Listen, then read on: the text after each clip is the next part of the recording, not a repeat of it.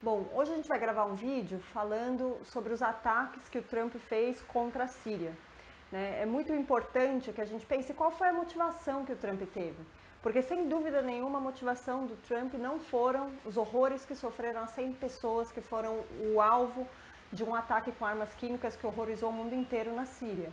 Em primeiro lugar, eu acho que para a gente poder responder essa questão, a gente tem que pensar que o Trump ele amaga a mais baixa popularidade de um presidente norte-americano no início do governo.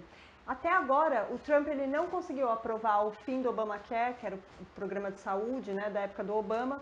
Ele teve o seu assessor, Stephen Bannon, banido do governo. Inclusive, esse era um assessor muito importante no governo do Trump.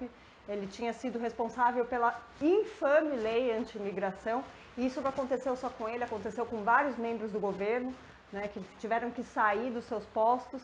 E a própria burguesia imperialista, ela segue dividida, ou seja, então há 2 meses, beirando 3 meses, o Trump ainda não conseguiu nenhuma realização interna que pudesse localizá-lo bem no plano doméstico. E a própria burguesia está dividida, e qual foi? Qual é a resposta que o imperialismo classicamente dá quando tem problemas internos? Tanto os republicanos quanto os democratas, bombardear. E é isso que o Trump fez. Então, nesse sentido, o resultado imediato que aconteceu por conta dos bombardeios foi que, de repente, o New York Times, o Washington Post, o Partido Democrata e a Hillary Clinton, os líderes da União Europeia, a Turquia, a Arábia Saudita, todos aplaudiram o ataque, todos se anteciparam para dizer que o ataque contra a população síria tinha sido muito bom. Bom, por outro lado, se nós formos analisar bem o alcance do ataque, a gente vai ver que esse ataque foi restrito, foi sobre uma base militar na Síria, né? E antes de fazer o ataque, o Trump avisou a Rússia, o que equivale, na verdade, a avisar o ditador sírio Bashar al-Assad, porque a Rússia é aliada do Bashar al-Assad. Então, isso sugere que se trata de um ataque mais restrito, mas que nem por isso vai deixar de ter consequências importantes. Por um lado, com a Rússia, né? Então aí se demonstra que a proximidade do imperialismo norte-americano com a Rússia vai ter limites, muito provavelmente na reunião que o secretário de Estado norte-americano vai fazer com Putin na semana que vem. O que ele vai exigir é que a Rússia tome a responsabilidade de colocar limites ao seu aliado, o ditador Bashar al-Assad, na Síria.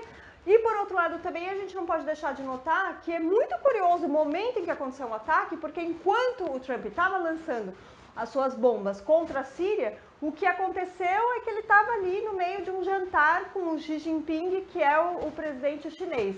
Então isso sugere que ele tenha mandado um recado também para a China, para que essa lide de maneira mais contundente contra o regime da Coreia do Norte. Bom, de qualquer maneira, seja como for, os resultados de toda essa intervenção imperialista sobre a Síria ainda estão em aberto, né? Ainda tem muitas incógnitas, mas nada de bom pode vir de um ataque norte-americano que, em suma, não é só contra a ditadura de Bashar al-Assad, é fundamentalmente também contra a população síria.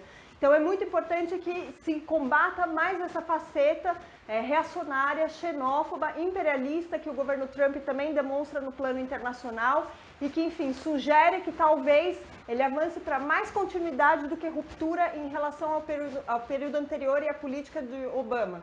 Então é muito importante que se levante bem alto a bandeira do anti-imperialismo para que se lute dessa forma por uma posição independente e que, se o Bashar al-Assad cair, o que seria importante, que seja sobre as mãos dos trabalhadores e do povo sírio, e não sob a base de nenhuma intervenção imperialista e das potências que ali atuam de acordo com seus próprios interesses.